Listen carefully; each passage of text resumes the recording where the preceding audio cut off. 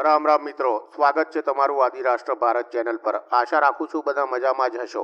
મિત્રો, તમે આ ચેનલ પર નવા આવ્યા છો તો તમારે આ ચેનલને સબસ્ક્રાઇબ કરવું આવશ્યક છે।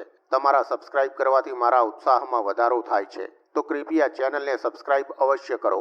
આ ચેનલ પર હું તમને મહાભારત સંભળાવું છું। મહાભારત એટલે જેવું બન્યું હતું તેવું જ, કોઈ પણ ભેળસેળ વગરનું। નવા શ્રોતાઓ, તમે આ પહેલાના બધા એપિસોડ પ્લેલિસ્ટમાં જઈને સાંભળી લેજો, તો આ એપિસોડ સમજવામાં તમને વધુ મજા આવશે। હનુમાન ભક્તો માટે તમારી જમણા હાથ પરના ઉપરના ખૂણામાં સ્ક્રીન પર આઈ બટન પર ક્લિક કરો અને સંપૂર્ણ હનુમાન પુરાણ સાંભળો। કૃષ્ણ ભક્તો માટે એન્ડ સ્ક્રીન પર કૃષ્ણ ડીકોડેડ કૃષ્ણ સિરીઝની લિંક આપી છે, એને પણ તમે સાંભળી શકો છો। હવે હું શ્રી મહાભારતના આદિ પર્વમાં અધ્યાય 79ના શ્રી ગણેશ કરું છું। અધ્યાય 79। વૈશંપાયણ બોલ્યા, તે પછી વૃદ્ધાવસ્થાથી ઘેરાયેલો યયાતિ રાજા ત્યાંથી પોતાના નગરમાં આવ્યો અને પોતાના જ્યેષ્ઠ અને શ્રેષ્ઠ પુત્ર યદુને આ પ્રમાણે કહેવા લાગ્યો, હે બેટા, શુક્રાચાર્યના શ્રાપથી વૃદ્ધાવસ્થાને કારણે મારા શરીરમાં કરચલીઓ પડી ગઈ છે, વાળ સફેદ થયા છે, પરંતુ હું હજુ યૌવનના ભોગથી તૃપ્ત થયો નથી। હે યદુ, તું મારી વૃદ્ધાવસ્થા સાથે મારા પાપને લઈ લે, તારા યૌવનથી હું વિષયોનો ઉપભોગ કરીશ। 1000 વર્ષ પૂરા થતાં હું તને તારું યૌવન પાછું આપીશ અને મારી વૃદ્ધાવસ્થા સાથે મારા પાપ પણ પાછા લઈ લઈશ। યદુ બોલ્યા, જે વૃદ્ધાવસ્થા આવવાથી દાઢી મૂછના વાળ સફેદ થઈ જાય છે, આનંદ નાશ પામે છે, અંગ શિથિલ થઈ જાય છે, શરીર ઉપર કરચલીઓ પડી જાય છે, માંડ માંડ દેખાય છે, શરીર સુકાઈ જઈ દુર્બળ થઈ જાય છે, અશક્તિ આવે છે, યુવતીઓ અને સેવકો અનાદર કરે છે, તેવી વૃદ્ધાવસ્થાને લેવા હું ઈચ્છતો નથી। હે પુત્ર, મારા હૃદયમાંથી તે જન્મ લીધો છે, છતાં તું તારું યૌવન આપતો નથી, તેથી તારા વંશમાં કોઈ રાજ્યનો અધિકારી બનશે નહીં। આ પછી રાજાએ બીજા પુત્ર તુર્વસુને કહ્યું, હે પુત્ર તુર્વસુ, તું મારી વૃદ્ધાવસ્થા સાથે મારા પાપને લે, હું તારા યૌવનથી વિષયોને ભોગવું। 1000 વર્ષ પૂરા થતાં તારું યૌવન તને પાછું આપી હું વૃદ્ધાવસ્થા સાથે મારા પાપ પાછા લઈ લઈશ। તુર્વસુ બોલ્યો, હે પિતા, કામ ભોગનો નાશ કરવાવાળી વૃદ્ધાવસ્થા હું લેવા ઈચ્છતો નથી, તે બળ અને રૂપનો અંત કરે છે અને બુદ્ધિ અને પ્રાણ શક્તિનો નાશ કરે છે। યયાતિ બોલ્યા, હે તુર્વસુ, તું મારા હૃદયથી જન્મ્યો છે, છતાં તારું યૌવન મને આપતો નથી, તેથી તારી પ્રજા સંપૂર્ણપણે નાશ પામશે। હે મૂઢ, જેમના આચાર અને ધર્મ વર્ણશંકર જેવા છે, જે પ્રતિલોમ એટલે કે નીચ જાતિમાં ગમન કરનારા છે, માંસાહારી અને અંત્યજ જાતિવાળા લોકોનો તું રાજા થઈશ। જે પોતાની ગુરુ પત્નીમાં આસક્ત છે, જેનું વર્તન પશુ પક્ષી જેવું છે અને પાપી પશુધર્મી એવા મલેચ્છોનો તું રાજા બનીશ।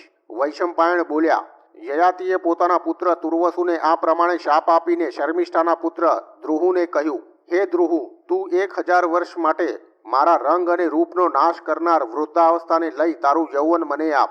1000 વર્ષ પૂરા થતાં હું તારું યૌવન તને પાછું આપી પાપની સાથે મારી વૃદ્ધાવસ્થા પણ પાછી લઈ લઈશ।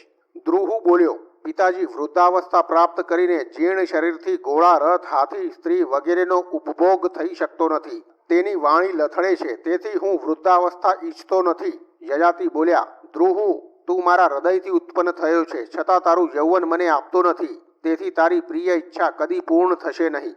જ્યાં રોજ નાવમાં બેસીને જ હરાય ફરાય છે એવા પ્રદેશમાં તારે જવું પડશે, અને ત્યાં તને અને તારા વંશજોને લોકો રાજા નહીં પણ ભોજ કહેશે।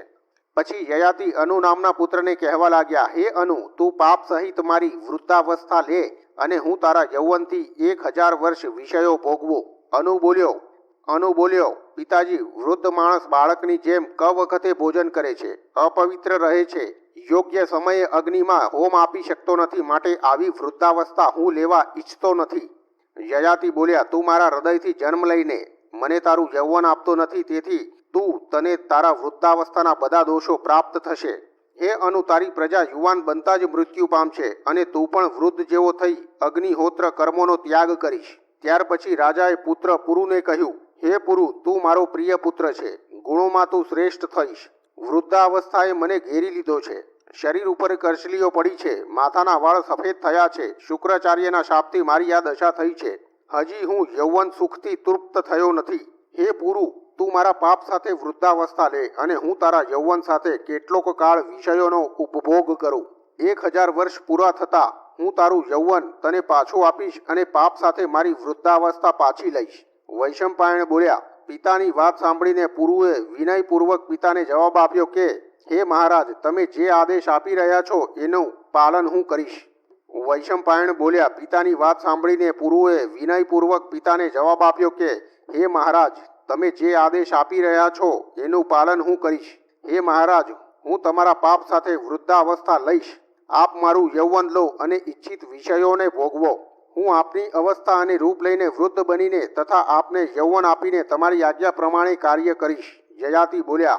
બેટા પુરુ, હું તારી ઉપર પ્રસન્ન થયો છું. પ્રસન્ન થઈ તને વરદાન આપું છું કે તારા રાજ્યમાં પ્રજા બધી કામનાઓ પ્રાપ્ત કરીને સંપૂર્ણ સમૃદ્ધ બનશે. તો મિત્રો, શ્રી મહાભારતના આદિ પર્વમાં 79મો અધ્યાય સમાપ્ત.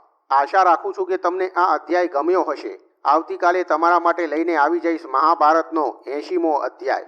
કૃપયા કમેન્ટ કરીને મને જણાવો તમને આ એપિસોડ કેવો લાગ્યો. આવતીકાલ સુધી મારા તમને જય શ્રી કૃષ્ણ.